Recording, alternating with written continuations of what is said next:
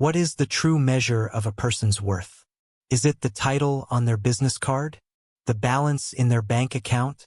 The weight of the legacy they carry? Or is it something quieter, something hidden in the shadows, polished by hardship, and visible only to those who dare to truly see? We are taught to look up, to admire the glittering spires of success, the titans who shape our world from their penthouse offices. But what if the key to everything, the truth that could shatter an empire or build a new one, isn't found in the boardroom? What if it's found in the quiet corners, in the hands of the invisible, the overlooked, the ones who clean up the mess left behind? This is a story about two worlds, separated by a pane of glass yet occupying the same space. The world of immense power and the world of profound invisibility. And it is the story of the woman who existed in one, and the man who ruled the other, and the secret that would force them to see what everyone else had missed. Her name was Lara Croft, and to the glittering world of Thorn Industries, she didn't exist. She was a ghost in a blue uniform, a silent presence that moved through the hallowed halls after the titans of industry had gone home. Her domain was the night, a kingdom of empty corridors, silent boardrooms, and the faint, sterile scent of cleaning fluid. Each evening, she would swipe her access card, and the gleaming, automated doors of the Thorn Tower would slide open, admitting her into a world she could touch but never be a part of. The lobby was a cathedral of marble and steel, with a ceiling so high it seemed to hold its own constellations of recessed lighting. During the day, it thrummed with the energy of 1,000 ambitions, the air thick with expensive cologne and the clipped, confident cadence of people who believed they were the center of the universe. At night, it was her sanctuary of silence, the echoes of her rubber-soled shoes the only sound against the polished floor. Alara's work was a ritual, a meditation in motion. She would start on the 49th floor and work her way down, wiping down glass conference tables that had held billion-dollar decisions, emptying waste bins filled with the discarded drafts of genius and failure, vacuuming carpets that had been trod upon by the most expensive shoes in the city. She was meticulous, her movements economical and precise. She found a strange satisfaction in bringing order to the day's chaos, in erasing the smudges and fingerprints, in leaving every surface pristine, as if the fierce battles of commerce had never been fought. She was invisible, and in her invisibility she was safe. No one saw her, so no one could judge her, or pity her, or ask questions she didn't want to answer. They didn't see the worn fabric of her coat, a size too large, a hand-me-down from a charity shop that did little to fend off the city's biting winter wind. They didn't see the faint, perpetual weariness in her eyes, the kind that settles deep into the bones and doesn't fade with a single night's sleep. They didn't see the small, folded photograph she kept in her locker, its corners soft with time, a smiling man with kind eyes and a brilliant mind, her father. To the day-dwellers of Thorn Industries, she was simply the cleaning staff, a function, not a person, a necessary but utterly forgettable part of the building's ecosystem, like the plumbing or the HVAC system. Her own world, the one she returned to just before dawn, was a stark, brutal contrast to the gleaming tower. It was a small, third-floor walk-up in a part of the city the postcards never showed. The paint on her apartment walls was peeling, and the radiator clanked and hissed with a will of its own, offering a reluctant, tepid warmth. Here, the mess wasn't temporary. It was a permanent feature of her life. It was the stack of red-stamped envelopes on her small kitchen table, each one a demand, a threat, a reminder of a debt that felt like a physical weight on her chest. A debt that was not her own, but which she had inherited like a cursed heirloom. The numbers swam before her eyes, a six-figure sum that was so impossibly large it felt like a fiction. It was the cost of a failed battle, the price of her father's long illness, the final, cruel invoice for years of hope and despair. Her father had been a mathematician, a man who saw the universe in elegant equations and beautiful, logical patterns. He had a mind that could dance with prime numbers and find poetry in quantum physics, but he had no head for the practicalities of life, for insurance policies or savings accounts.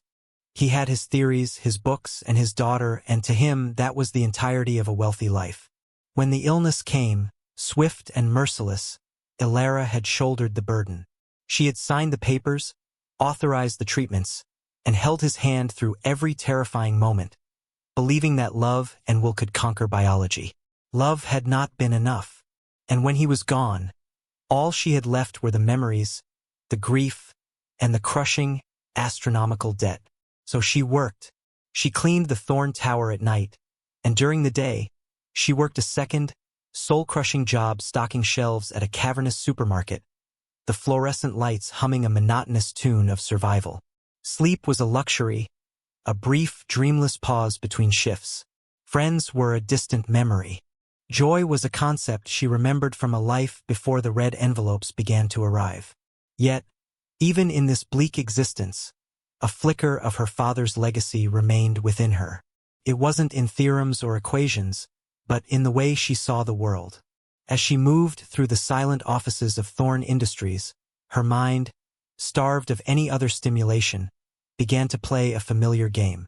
A game she and her father had played since she was a child.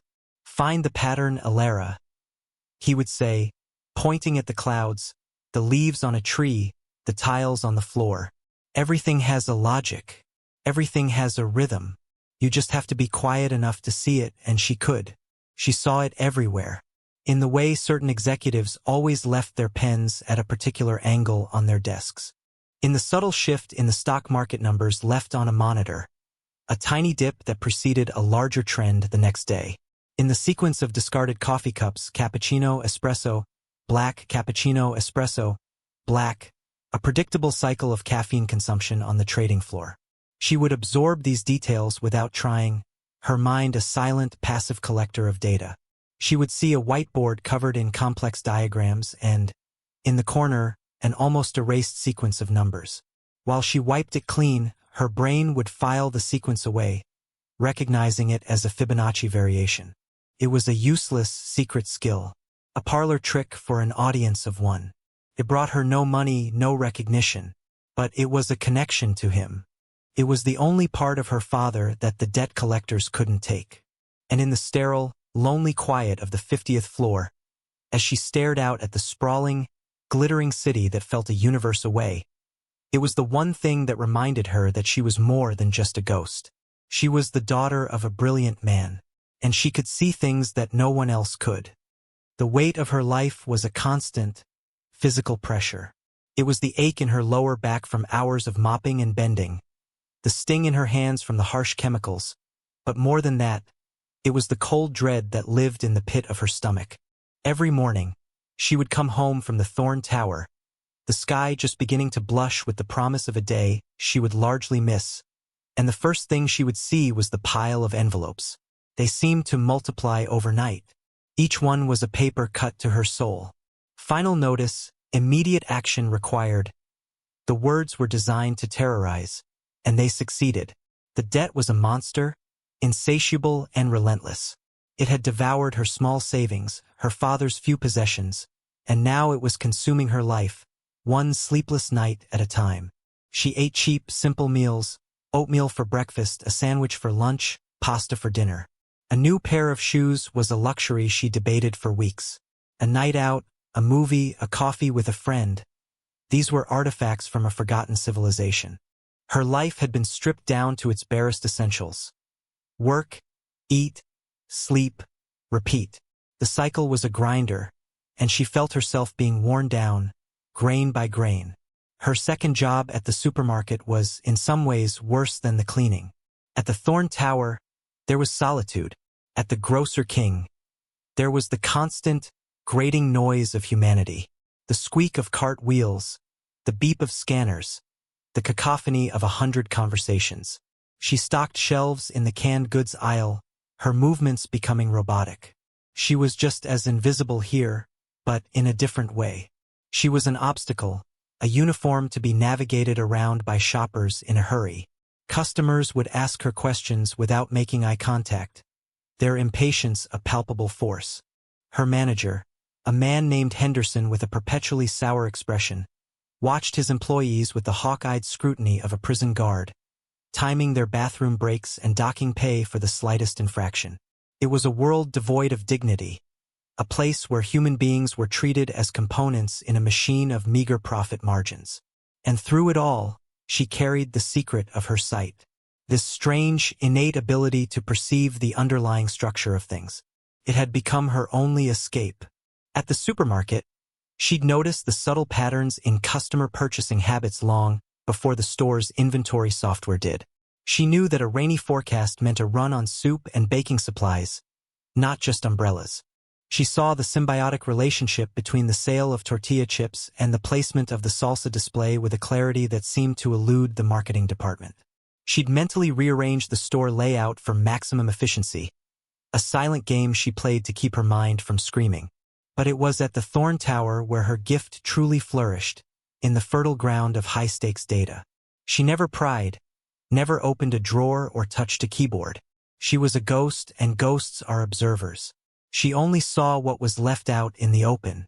A financial report left on a desk. A projection chart on a conference room screen. A complex algorithm scrawled on a whiteboard. To anyone else, it was corporate detritus. To Alara, it was a symphony. Her mind would instinctively deconstruct it, absorb it, and file it away. She started to recognize the signatures of different departments, the unique dialects of their data, the aggressive, high-frequency spikes of the trading floor, the slow, sweeping curves of long-term strategic planning, the chaotic, almost frantic scatter plots of the research and development department. She saw the health of Thorn Industries laid bare in the information they so carelessly left behind. She saw the quiet confidence of a rising stock price, the nervous tremor of a missed quarterly target. She saw it all, and she understood it on a level that was deeper than language, deeper than training. It was the same intuitive leap her father had when he looked at a page of numbers and saw the shape of a galaxy. One night, she was cleaning the office of a senior analyst who had clearly left in a hurry. On his monitor, a single graph remained, showing resource allocation for a project codenamed Helios. Alara had seen whispers of Helios all over the tower. It was the big one, the legacy project, the moonshot. The graph showed a beautiful, elegant curve of investment and projected return. But her eyes were drawn to a tiny cluster of data points at the very end of the timeline. A small, almost imperceptible deviation from the curve. It was like a single, discordant note in a perfect melody. It was wrong. Her mind instantly began to churn, running simulations, exploring possibilities. It wasn't a random error. It was too consistent. It was a pull, a drag, something siphoning energy from the main projection. For a fleeting moment, she felt a thrill, the pure intellectual joy of solving a puzzle. Then, the cold reality of her situation washed over her. Who was she? Cleaner. A ghost. What could she possibly do with this knowledge? To speak up would be to invite ridicule, suspicion, and almost certain dismissal. Her job was her lifeline, the only thing keeping the monster of debt at bay. And so, she did what she always did. She finished wiping down the desk, turned off the monitor, and moved on. The image of the flawed graph burned into her memory. The secret stayed with her, a silent, heavy piece of knowledge in a life already burdened with so much. It was a dangerous and useless treasure, a testament to a gift the world had no place for. She was a Cassandra in a janitor's uniform, able to see the future but cursed to never be heard. Her father had taught her to see the patterns, but he had never taught her what to do when the pattern you see is one of slow, certain disaster. At the absolute pinnacle of the city, in an office that was less a room and more a kingdom in the sky, sat Julian Thorn. From his vantage point on the 50th floor of the Thorn Tower, the city below was a glittering tapestry, a scale model of his influence. The cars were like blood cells in arteries of light, the buildings were monoliths of commerce, and he was enthroned above it all, a modern-day king surveying his domain. Julian Thorn was a man forged from pressure and expectation. He was the sole heir to the Thorn Industries empire, a global behemoth built by his father, the legendary Atticus Thorn. Atticus had been a titan, a swashbuckling industrialist from an era of gut feelings and handshake deals. He had built the company from nothing, his myth woven into the very fabric of the corporate world. Julian, by contrast, was a product of a different age. He was all data, analytics, and cold, hard logic. He had an MBA from Harvard, a mind like a steel trap, and an emotional range that, to the outside world, appeared to run from icy calm to glacial indifference. The press had nicknamed him the Ice King, a moniker he secretly despised but did nothing to discourage. It was a useful shield. His appearance was as meticulously curated as his company's portfolio. His suits were bespoke, dark, and sharp enough to cut glass. His hair was perfectly styled, not a strand out of place. His face, handsome and severe, rarely betrayed a flicker of emotion. He moved with an economy of motion, a purposefulness that bordered on aggression. He was the living embodiment of the empire he controlled, powerful, sleek, and impenetrable. The office was his fortress. One entire wall was a single pane of floor-to-ceiling glass, offering a panoramic, godlike view. The opposite wall was dominated by a massive, interactive data screen, its surface alive with the shifting tides of global markets, supply chains, and project timelines. His desk was a vast expanse of polished obsidian, completely bare except for a single sleek monitor and a keyboard. There were no family photos, no personal trinkets, no clutter.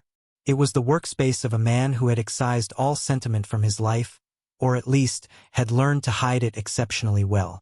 But beneath the frozen exterior, a fire of anxiety burned. The ghost of his father was a constant, silent occupant of his office. Julian felt his presence in the weight of the company name, in the impossibly large shoes he was tasked to fill. Atticus had been a builder, a creator. Julian, so far, had only been a manager, a successful one, but a manager nonetheless. He hadn't yet had his defining moment, his grand gesture, the project that would carve his own name into the annals of history. That was what Helios was supposed to be. Project Helios was his answer to his father's legacy. It was a revolutionary green energy initiative, a network of solar and kinetic energy capture systems so advanced it would not only reshape the energy sector but could fundamentally alter the global power balance. It was audacious, astronomically expensive, and incredibly risky. It was his bid for immortality. The entire weight of Thorn Industries, and his own self-worth, was riding on its success. He drove his teams with a relentless, unforgiving intensity. He demanded perfection because Helios had to be perfect. He reviewed every data point, every projection, every line of code himself. He trusted no one completely. Trust was a luxury his position did not afford. His inner circle was small and carefully chosen. It consisted primarily of people who were too professional to be friends and too valuable to be enemies. He was surrounded by ambition, by people who saw him not as a man, but as a position to be coveted, a rung on a ladder to be climbed. He knew this. He accepted it. It was the price of sitting on the throne. The loneliness of his position was a tangible thing. It was in the silence of his penthouse apartment after a 16-hour workday. It was in the transactional nature of his relationships. It was in the way people's eyes would flicker when he entered a room, a mixture of fear and sycophantic respect. He was a man who had everything and, in a strange way, nothing at all. The power was immense, the wealth was staggering, but the human connection was almost non-existent. His life was a series of scheduled interactions, of calculated moves and countermoves in a game that never ended. And lately, the game had become more stressful. A flaw had appeared in the Helios data. A tiny, persistent anomaly that his best and brightest minds, the most expensive analysts and programmers in the world, could not explain. It was a ghost in his perfect machine, a subtle drag on the energy output projections that threatened to undermine the entire project's economic viability. It was a small crack in the foundation of his legacy, and it was growing. It gnawed at him, keeping him in his skybound office late into the night, staring at the endless streams of data on his wall-sized screen, searching for an answer that remained just out of reach. He felt a frustration that was beginning to curdle into something like desperation. The Ice King was beginning to feel the heat, and no one, not even Julian Thorne himself, knew what would happen if the ice finally began to crack. The court of the Ice King was a treacherous landscape of polished smiles and hidden daggers. At the apex, just below Julian, stood Marcus Vance, the chief operating officer. Vance was everything Julian was not: gregarious, charming. A man who remembered birthdays and asked about people's children. He had a politician's charisma and a shark's predatory instinct. He had come up through the ranks at Thorne Industries under Julian's father, Atticus, and he wore his loyalty to the old ways like a badge of honor. To many on the board and in the senior management, Marcus was the true heir to Atticus's spirit, a man of action and instinct, not cold data. He had been the other candidate for the CEO position when Atticus passed, and he had never forgiven the board for choosing the son over the apprentice. On the surface, his loyalty to Julian was impeccable. He was the perfect second in command, always supportive in public, always offering praise. But in the private corridors of power, in quiet conversations by the espresso machine or in hushed tones over email, he planted seeds of doubt. He would frame his undermining as concern. "I'm just worried Julian is too invested in Helios," he might say to a board member. "He's betting the whole farm."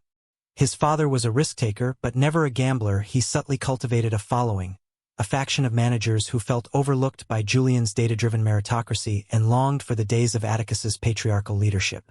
Marcus saw Helios not as the future of the company, but as Julian's potential downfall and his own opportunity.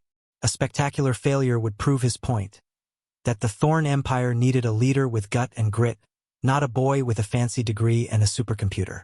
The board meetings were a masterclass in this passive aggression. Julian would be at the head of the massive mahogany table, his presence casting a cool shadow over the room. He would present the Helios data, his delivery precise and devoid of passion. Then Marcus would speak. "A truly impressive presentation, Julian. The numbers are dazzling." The slight pause before dazzling was a work of art, imbuing the word with a faint trace of skepticism. "My only concern, and it's a small one, is for our people. This relentless pace. Are we risking burnout?" Atticus always said our greatest asset wasn't our technology, but our team. It was a brilliant move, positioning himself as the champion of the employees while subtly painting Julian as a heartless taskmaster. Standing apart from this political theater was Arthur Pembroke, the company's general counsel and Julian's only real friend. Arthur was a decade older than Julian, a rumpled, perpetually weary-looking man whose disheveled appearance belied a razor-sharp legal mind. He had been a junior lawyer when Atticus was still in charge and had watched Julian grow up. His loyalty was to the Thorne family, but his friendship was with Julian the man, not the CEO. He was the only one who dared to speak to Julian without a filter. "You need to watch Vance," Arthur would say, swirling the amber liquid in his glass during one of their rare, late-night talks in Julian's office. "He smiles too much. Men who smile that much are either saints or serpents, and he's no saint." Julian would usually dismiss it. "Marcus is a relic, Arthur. His thinking is obsolete. He's not a threat. Don't underestimate the power of nostalgia," Arthur would warn. "People loved your father. Marcus makes them feel like the good old days are just around the corner. And this Helios problem, if you can't solve it, he'll use it to hang you." The Helios problem. It was the ghost at every feast, the unspoken tension in every meeting. The anomaly was still there, a persistent, low-grade fever in the project's data stream. Julian had thrown teams at it, offered massive bonuses, but no one could isolate the cause. It was a phantom drain, a leak with no source. This failure of his data-centric approach was not lost on Marcus Vance, who watched Julian's growing frustration with a quiet, predatory satisfaction. The empire was glittering, powerful, and dominant, but from the inside, the cracks were beginning to show. The pressure on Julian was immense, a crushing weight of legacy, ambition, and the gnawing fear that he, for all his intelligence and control, was about to fail on the most public stage imaginable. He pushed himself harder, worked later, his nights bleeding into dawns. The Ice King was retreating deeper into his frozen fortress, isolating himself even from Arthur, convinced that he and he alone had to find the answer. The rest of the tower hummed along, oblivious. The traders on the 34th floor shouted into their phones, the marketers on the 22nd designed glossy campaigns, and the janitorial staff, unseen and unheard, continued to polish the surfaces of a world on the brink. Alara Croft continued her silent ritual, wiping down the tables and emptying the bins, all the while carrying the image of that flawed graph in her mind. A secret she couldn't share, a warning she couldn't voice. The stage was set, the players were in position. The king in his castle, the usurper in the wings, and the ghost who saw the truth. All it would take was a single chance event to set the collision in motion. The night was a maelstrom. A furious autumn storm had descended upon the city, throwing sheets of rain against the great glass wall of Julian Thorne's office. The wind howled like a mournful beast, and the Thorne Tower, for all its steel and concrete strength, seemed to groan under the assault. Inside, a different kind of storm was raging within Julian. He had been staring at the Helios data for 6 straight hours. His eyes burned, and a dull headache throbbed at his temples. He had dismissed his entire analytics team for the night, his frustration having boiled over into a sharp, cold anger. They were useless, a room full of the highest-paid minds in the country, and they couldn't find a simple leak. He felt a profound, suffocating sense of being utterly alone in his struggle. The fate of his legacy rested on his shoulders, and his shoulders alone. In a fit of pique, he swiped his arm across a stack of printed reports on the corner of his desk. He hadn't even realized they were there. Papers flew, scattering across the dark, polished floor like a flock of startled birds. Complex charts, dense columns of figures, pages of analysis, the physical manifestation of his failure, now lay in a chaotic mess at his feet. He swore under his breath, a sharp, bitter sound that was immediately swallowed by the vast silence of the office. He bent down, the fabric of his expensive suit creasing, and began to gather the sheets with clumsy, angry movements. It was at that precise moment that the office door slid open with a soft, pneumatic hiss. Elara Croft stood silhouetted in the doorway, her cleaning cart beside her like a loyal squire. She froze, her eyes widening slightly. The CEO's office was the last stop on her route, the sanctum sanctorum. Most nights, it was empty, a pristine tomb of power. Seeing Julian Thorne himself, disheveled and kneeling on the floor amidst a sea of paper, was like seeing a monument step down from its pedestal. For a long second, neither of them moved. He was the king, she was the ghost, and the ghost had just stumbled into the king's private moment of crisis. Her first instinct was to retreat, to melt back into the shadows of the hallway and pretend she had seen nothing. It was the cardinal rule of her existence. Be invisible. But something held her. It was the raw, unguarded frustration on his face, a deeply human expression that momentarily shattered the icy mask of the CEO. And it was the mess. Her job, her entire purpose in this building was to restore order. Without thinking, she quietly pushed her cart to the side and stepped into the room. She didn't speak. She simply knelt down on the other side of the scattered papers and began to help him. Julian looked up, startled, his eyes narrowing. He had been so lost in his own world, he hadn't even registered her presence until she was there, on her knees, her movements deft and sure as she collected the pages. He didn't know her name. He had probably seen her 100 times, a fleeting blue uniform in his peripheral vision, but he had never truly seen her. "I can handle it," he said, his voice sharp, territorial. It was a dismissal. Elara paused, her hands hovering over a chart. She should leave. She knew she should, but her eyes had already locked onto the paper in her hand. It was a detailed projection of the Helios energy-to-data conversion rates. And there it was, the same anomaly she had seen on the analyst's monitor weeks ago. The discordant note, the tiny, persistent drag. Seeing it up close on paper, her mind did what it always did. Connected the dots. She saw the pattern not just in the curve itself, but in the timing of the data points, their relationship to server uptime reports she'd glimpsed on other screens, the power consumption logs she'd seen printed out in the engineering department. A shape began to form in her mind, a logic to the chaos. Her gaze drifted from the paper in her hand to another one near Julian's foot. It was a different chart showing server bandwidth allocation. She saw a faint correlation, a ghost of a connection that no one looking at the two charts separately would ever notice. The words came out before she could stop them, a quiet murmur, almost a whisper. It's not a leak. Julian stopped gathering papers and stared at her.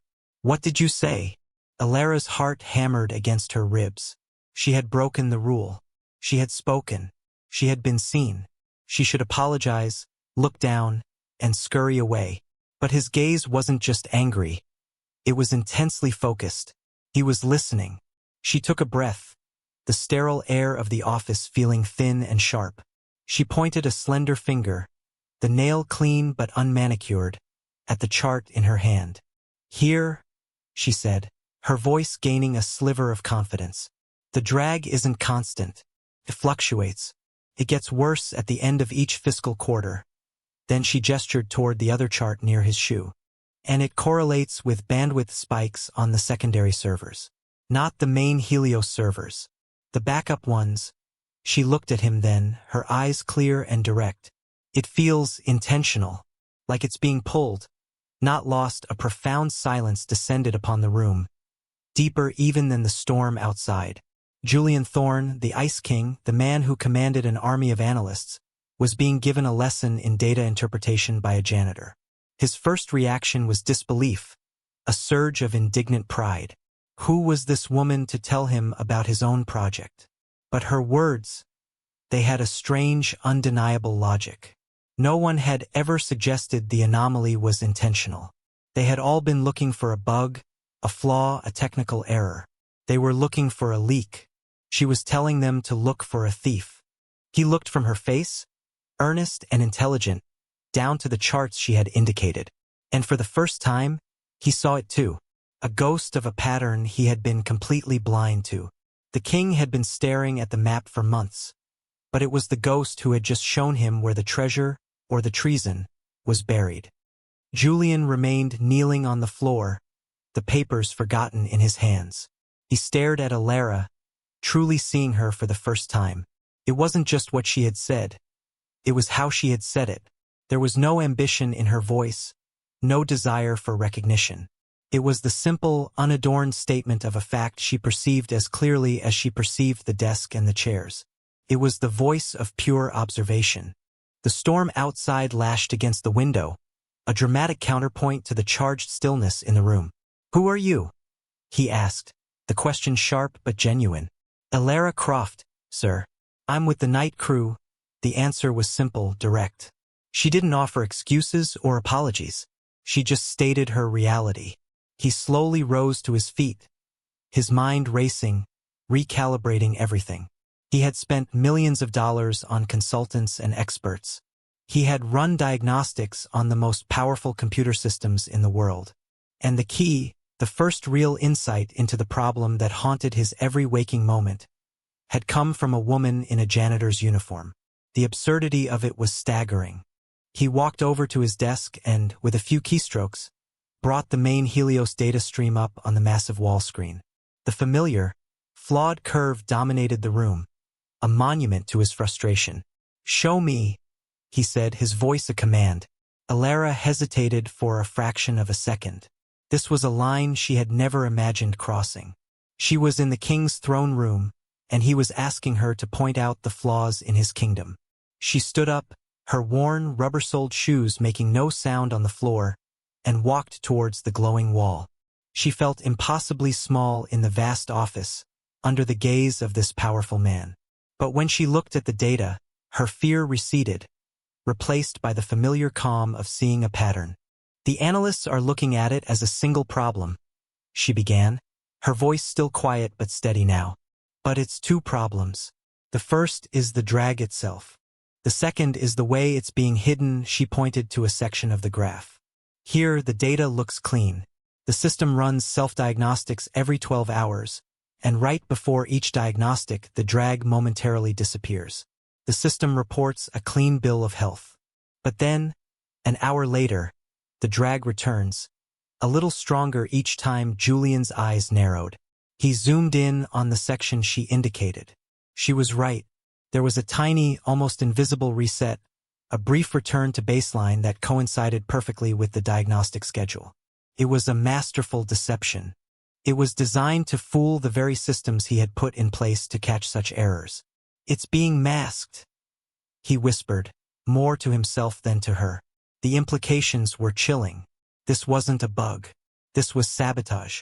Deliberate, sophisticated, and intimately familiar with the architecture of the Helios system. "How did you see this?" he asked, turning to face her fully. His voice was devoid of ice now, filled with a raw, baffled curiosity. Alara looked down for a moment, a faint flush on her cheeks. "My father, he was a mathematician. He taught me to look for the rhythm in things. The things that don't fit the rhythm are usually the most important." It was the simplest explanation, and the truest. She saw the world as a piece of music, and she had just heard a sour note. That night, after Alara had finished her shift and disappeared back into the city's pre-dawn gloom, Julian did not sleep. He couldn't. Her words echoed in his mind. As being pulled, not lost.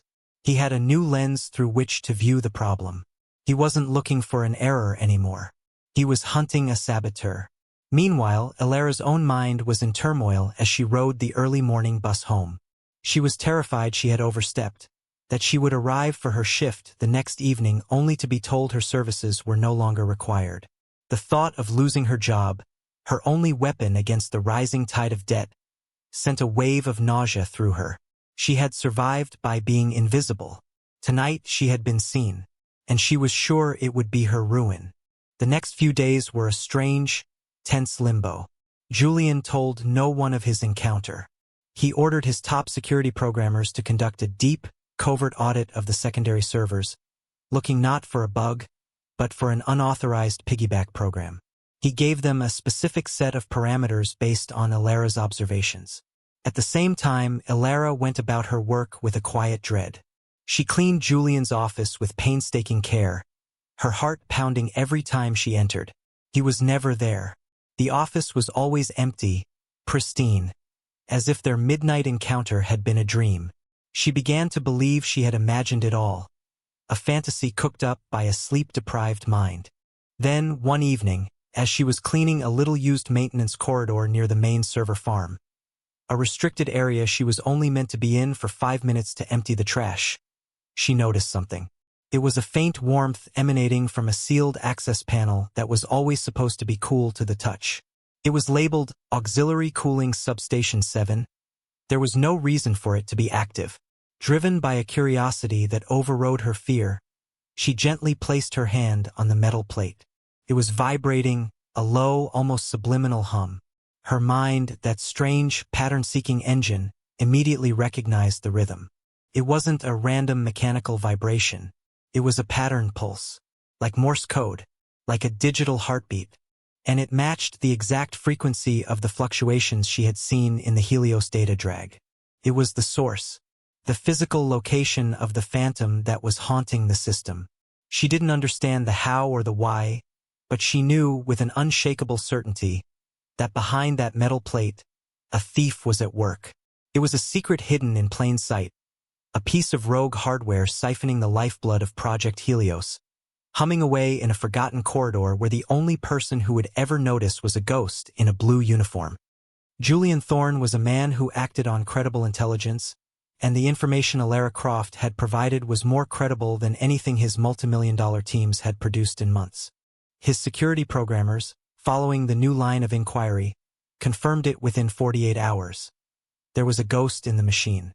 A brilliantly concealed parasitic program was running on the backup servers, activating intermittently to siphon fractional amounts of data and processing power from the Helios project.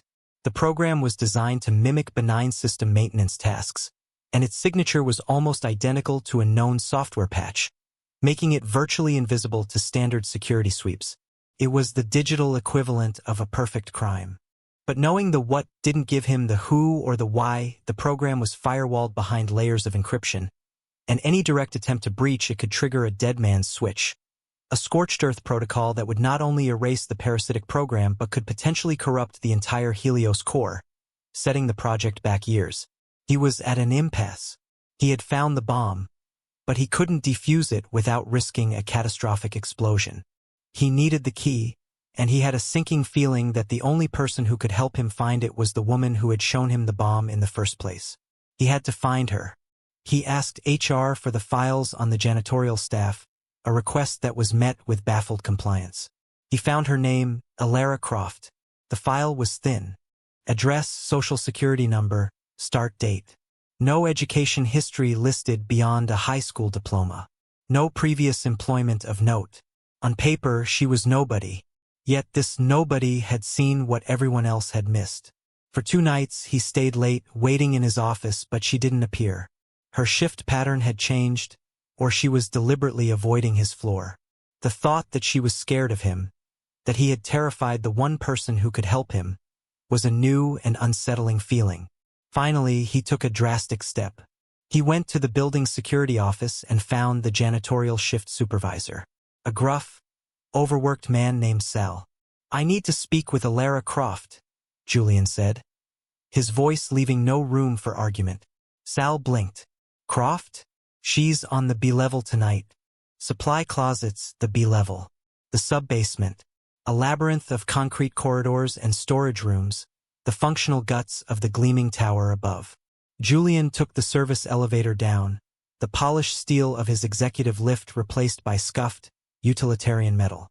The air grew cooler, smelling of dust and old paper. He found her in a small, windowless room, barely larger than a closet, filled with shelves of cleaning supplies. A single, bare bulb flickered overhead, casting long, dancing shadows. She was carefully measuring a cleaning solution into a bucket, her back to the door. The contrast between this stark, cramped space and his own sprawling office was not lost on him. He had built an empire of light and glass, and this woman, his only hope, worked in the darkness beneath it.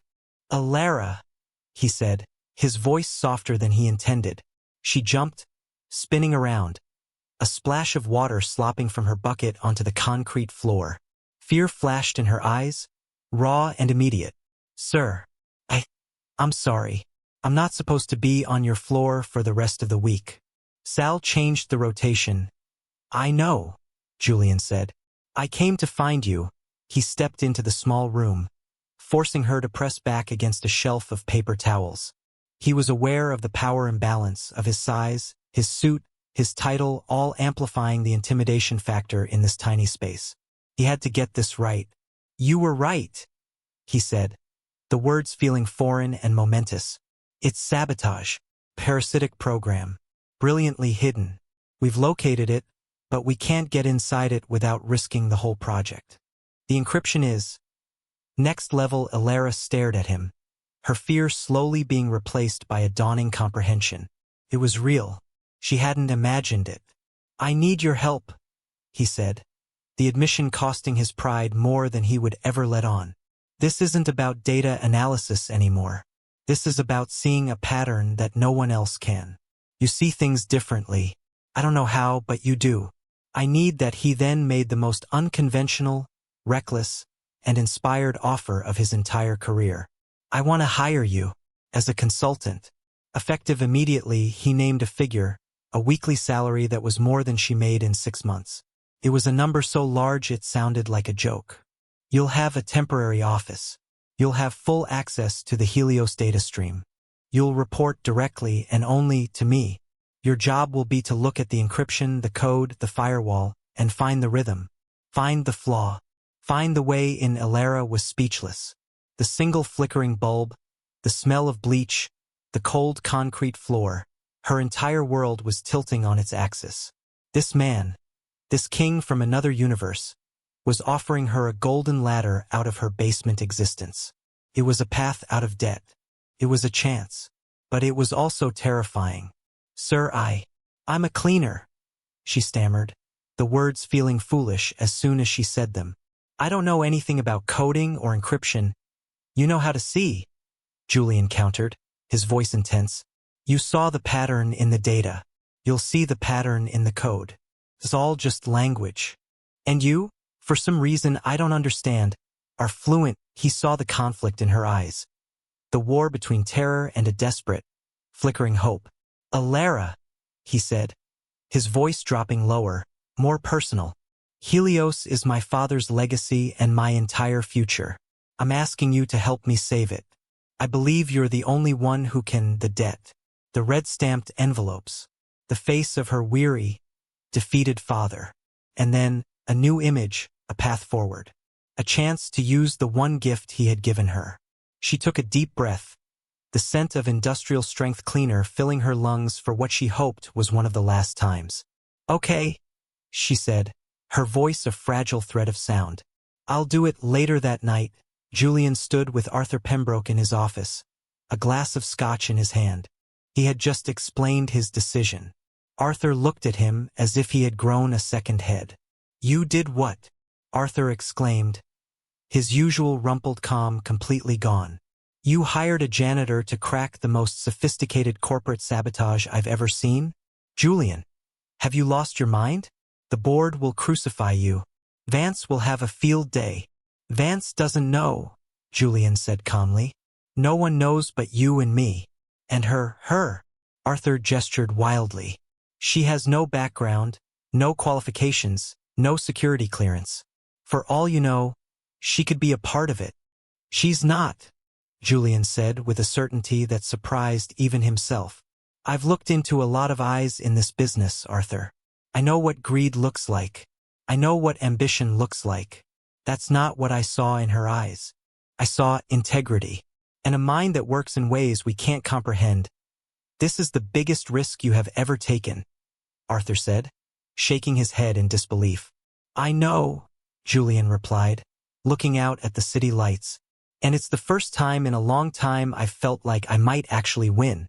The transition was as jarring as being thrown from a dark cave into the blinding sun. One day, Alara's world was a flickering bulb and the smell of bleach. The next, it was recessed lighting and the hushed, expensive silence of the 50th floor. She was given a temporary office, a small, glass-walled space adjacent to Julian's own. It was stark and minimalist, but to Alara, it felt like a palace. It had a desk, a comfortable chair, and a high-resolution monitor that was linked directly to the Helios mainframe. She arrived for her first day wearing her best clothes, a simple pair of black slacks and a gray blouse she had bought from a second-hand store. She felt like a child playing dress-up. Every person who walked by, clad in tailored suits and designer dresses, seemed to look at her with questioning eyes. She was an anomaly, a data point that didn't fit, and it made her skin crawl with a familiar sense of invisibility. Only this time it wasn't comforting. It was excruciating. Julian had been brief and direct. "Ignore everyone," he had told her. "Your world is that screen. Nothing and no one else matters." He had arranged for the astronomical consulting fee to be paid into a new bank account, the first deposit clearing almost instantly. The first thing Alara did, before even sitting at her new desk, was to go online and pay off a significant chunk of her father's medical debt. Watching that monstrous number shrink for the first time was a feeling of liberation so profound it almost brought her to her knees.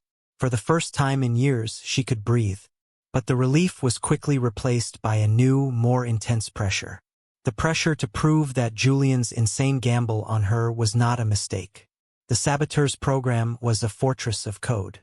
She stared at the screen, at the cascading lines of encrypted script, and felt a wave of overwhelming inadequacy. It was a language she didn't know, a wall of symbols that meant nothing to her. She wasn't a coder. She wasn't a programmer. She was a fraud. The first 2 days were torture. She sat there, pretending to work, her heart pounding with the fear of discovery. The imposter syndrome was a physical weight, pressing down on her, whispering that she was a fool, that she had no business being here. Then, on the 3rd day, something shifted. She remembered her father's words. "Don't try to read it, Alara. Just look at it. Let it wash over you. The rhythm will find you." So she stopped trying to understand. She stopped trying to be a coder. She just looked. She expanded the code across the entire screen, turning it into a vast, abstract painting of symbols. She watched it for hours, letting the patterns flow past her eyes. She began to see it not as instructions, but as a structure, a piece of architecture. She noticed the repeating blocks, the load-bearing walls of the encryption. She saw the ornamental flourishes, the decoy subroutines designed to distract and mislead. And then she saw the flaw. It wasn't in the code itself. The code was perfect, impenetrable. The flaw was in its behavior. Just as she had seen in the energy data, the program had a rhythm, pulsed, and its pulse was keyed to an external trigger, an event on the Thorn Industries internal network. It was waiting for a signal. The news of Julian's new consultant had, despite his efforts, begun to trickle through the executive floor, and no one was more interested than Marcus Vance. He saw Ilara in her glass office, a strange, plainly dressed woman who seemed to have appeared from nowhere. He made it his business to find out who she was. It didn't take him long. A quiet word with the head of HR, a glance at a file. A janitor. Vance almost laughed out loud. He saw it as the ultimate confirmation of his beliefs. Julian Thorn had finally cracked under the pressure. Hiring a cleaner to solve a multi-billion-dollar engineering problem was an act of sheer desperation, of madness. It was the gift Vance had been waiting for. He began his campaign immediately. He would walk by her office, pausing to stare in with a look of theatrical disbelief. In meetings, he would make veiled remarks. "We must ensure all our consultants, especially those with unconventional backgrounds, are properly vetted. Security is paramount." He treated Ilara with a condescending, patronizing contempt. One afternoon, he stopped at the door of her office, leaning against the frame with a smirk. "Settling in?" he asked, his tone dripping with false friendliness. Ilara just looked at him, her face impassive.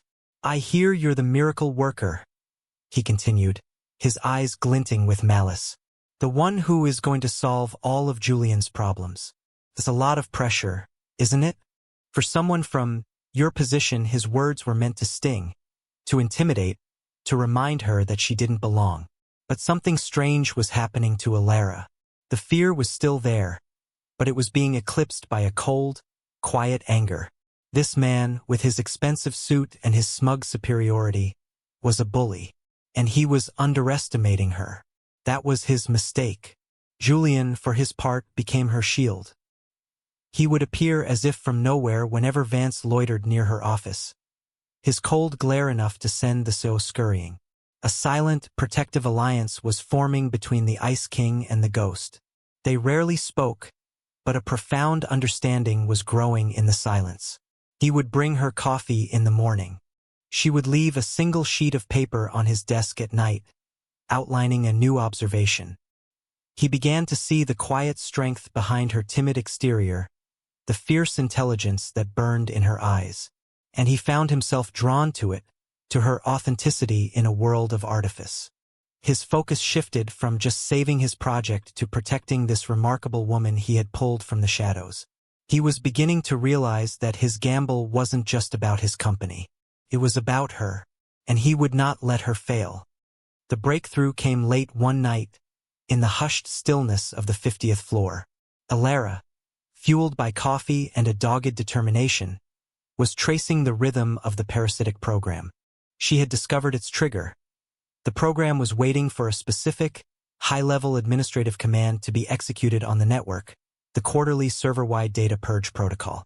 Once that command was given, a backdoor in the parasite would open for a mere 90 seconds, presumably to receive new instructions or to offload its stolen data.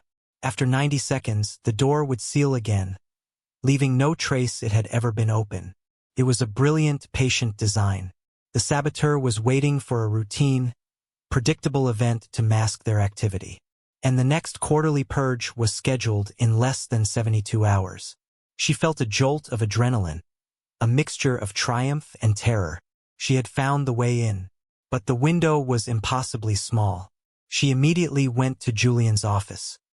He was there, as he always was now, working late, a silent sentinel watching over her progress. She explained her discovery, her voice low and urgent, the technical terms flowing with a newfound confidence. "The purge command is the key," she finished, pointing at the code on her screen. "When it runs, it creates a brief system-wide vulnerability. The parasite exploits it. For 90 seconds, it's open." Julian listened, his expression grim. 90 seconds isn't enough time to disarm it, let alone trace it back to its source. "We don't have to trace it," Ilara said, her eyes bright with a daring idea. "We can trap it. While the door is open, we can flood it with a recursive algorithm. A logic bomb. It won't destroy the parasite, it will force it into an endless loop, effectively paralyzing it. And more importantly, she added, her voice dropping, it will force the parasite's communication protocol into the open. It will have to send a distress signal back to its master. A very loud, very traceable distress signal. Julian stared at her, a slow smile spreading across his face. It was the first time she had ever seen him truly smile. The ice was melting. It's a trap, he said, the admiration in his voice undisguised. A beautiful, elegant trap. The plan was set. Julian brought in Arthur Pembroke, who listened to the technical explanation with a look of baffled awe on his face. Arthur's job was to be ready, to have the legal framework in place to act the instant they had a name. The next 48 hours were the most intense of Alara's life. Working with Julian and a single, ultra-vetted security programmer, she helped design the logic bomb. She, who had been stocking soup cans a week ago, was now at the center of a high-stakes cyber war. The day of the quarterly purge arrived. The atmosphere on the 50th floor was electric with unspoken tension. Only 3 people in the entire world knew what was about to happen. Marcus Vance, oblivious, was in his office, no doubt savoring what he believed were Julian's final, desperate hours. He was confident that with the failure of Helios, which he believed was now inevitable, the board would have no choice but to turn to him. The climax was to take place in the main boardroom. Julian had called an emergency, high-level progress meeting for Helios, demanding the presence of all senior VPs, including Marcus. The meeting was scheduled for precisely the time of the data purge. Julian stood at the head of the table, his demeanor icier than ever, a mask of control. Alara was not in the room. She was in her small glass office, her fingers poised over a keyboard, a direct and secure line open to Julian's personal tablet. Arthur Pembroke stood discreetly at the back of the boardroom, a file in his hands, looking like a nervous undertaker. The meeting began. Julian spoke about Helios, his tone flat, acknowledging the persistent challenges they faced. Marcus Vance could barely contain his glee. He adopted a somber, concerned expression. "Julian," he interrupted, his voice smooth as oil, "perhaps it's time we acknowledge the reality of the situation. This project, for all its noble ambitions, is a drain on our resources. I believe the board would support a motion to suspend Helios indefinitely. To cut our losses." Several of Vance's allies on the executive team murmured their assent. The trap was sprung. At that exact moment, across the company, the automated quarterly data purge began. In her office, Alara saw the signal. A green light flashed on her screen. The parasite's backdoor was open. With a steady hand, she executed the command. The logic bomb was away. She watched her screen, her heart hammering. For a few seconds, nothing. Then, a new line of code flared to life. A frantic, chaotic stream of data. The parasite was screaming for help. It was sending a distress signal, a desperate ping back to its creator. And the signal was coming from inside the Thorn network. From a senior executive's encrypted personal terminal. A terminal that was currently active. A terminal that belonged to Marcus Vance. In the boardroom, Julian's tablet, sitting on the table in front of him, lit up with a single line of text from Alara. "It's Vance." "He's ours." Julian looked up, his gaze locking onto Marcus. "Cut our losses, Marcus?" he said, his voice dangerously quiet. "That's an interesting choice of words. Because I've been doing some cutting of my own." On the massive screen behind him, the Helios projections disappeared, replaced by Alara's screen, showing the frantic distress signal pinging from a source now identified in bold red letters. "Marcus Vance, Terminal 001. A collective gasp went through the room. Vance's face went white. The blood drained from it, leaving a pasty, terrified mask. His smug confidence evaporated in an instant, replaced by the pure, animal panic of a cornered rat. "This is absurd," he stammered, rising to his feet. "It's a fabrication. That janitor, she's framing me." "Is she?" Julian's voice was like chipping ice. "Alara, He spoke into his tablet's microphone. "Would you be so kind as to show us what you found?" Back in her office, Alara activated the final part of the program. On the boardroom screen, the parasite's internal files, now unlocked by the distress protocol, began to spill open. It was all there. A systematic, multi-year plan of sabotage. Financial data from Helios was being subtly altered, rerouted to a series of offshore shell corporations, all meticulously documented. The final file showed the endgame. A plan for Vance, through these corporations, to short Thorn Industries stock on a massive scale the moment Helios was declared a failure, then use the profits to initiate a hostile takeover. He wasn't just trying to get Julian fired, he was trying to steal the entire empire.